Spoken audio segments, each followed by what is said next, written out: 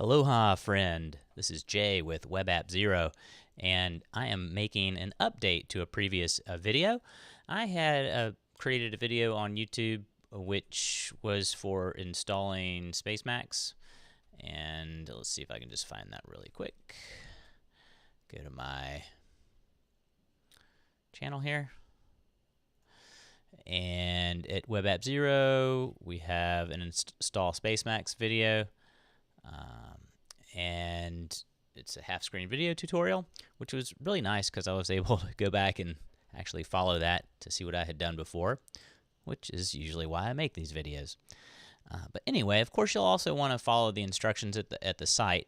But in my previous video, I explained how there was a problem linking the app into your applications folder and opening it. So if you want to get some context, you can watch the previous video, which is called Install Spacemacs. And I'll just create an updated video here. This terminal session will show you a little bit of history of what I've done, but basically let's see here. One of the first things I did was I ran brew update. Right here, I ran brew update, and then I ran brew doctor, and it asked me to install a couple things. I went ahead and did that. So this libzip and OpenSSL, I don't know if this libzip maybe was one of the reasons why things are working for me now. I don't know, but you might want to just follow those steps too. And the most important thing that I did before getting started was back up my .spacemacs file. I use a dot file manager called Yet Another Dot File Manager, YADM, Y-A-D-M, and it works just like Git, so it uses the same commands as Git. Here you can see I did YADM status, and you can see that I had already staged my .spacemacs file here, and then I did a commit. I was only interested in committing my .spacemacs file because that's all I was messing with.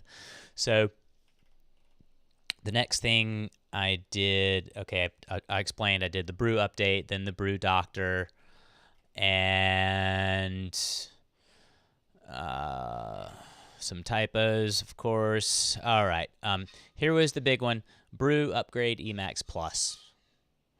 So I didn't have to do the first command on the instructions on the website. Let's see if we go back here to the install section, or no, to introduction. I didn't have to do the brew tap again.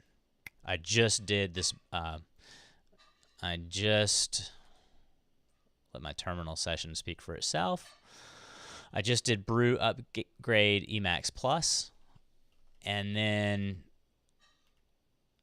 I did run brew link apps Emacs Plus, and it said linked one app to applications, linking. It did also give me the warning.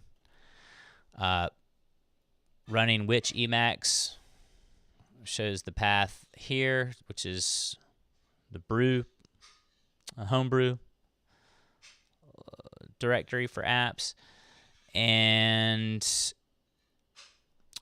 one of the other things I had shown was that I was using this third-party application called Keyboard Maestro to use a keyboard shortcut to launch my Emacs app. Well, that was because there was a problem with Spotlight, but I was really glad to see that this is no longer needed for me. So I can pull up Spotlight. I can pull up Spotlight and type in Emacs, and there it is in all its glory. So if you want to see that working, I'll show you. Let me just quit out of Spacemacs here.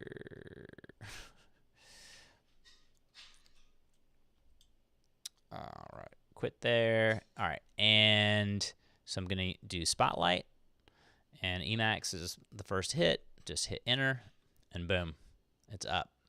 Yay! So this is awesome. A lot of little workarounds and things that I was doing are no longer necessary, and I like to keep these things up to date because it helps maybe someone else out there and my future self if I get confused about how I've installed things. It's a nice little log, captain's log for me to be able to go back and watch. So thank you for watching. I really appreciate it. We'll see you in a future video, and talk to you then. Bye-bye.